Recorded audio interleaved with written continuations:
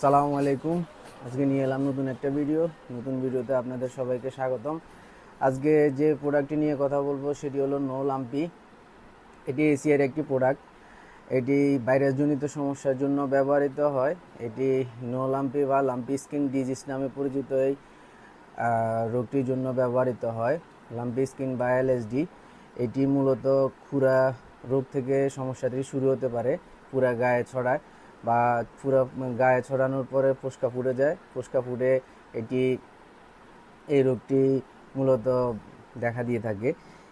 এই নো লাম্পিটি যে রোগ প্রতিরোধ ক্ষমতা বাড়ায় এবং এই পুরা গায়ে ফোস্কা ফুটার কারণে যে ব্যথা অনুভব করে ব্যথা অনুভবের জন্য ব্যবহার করা হয়, ব্যথা কমানোর জন্য।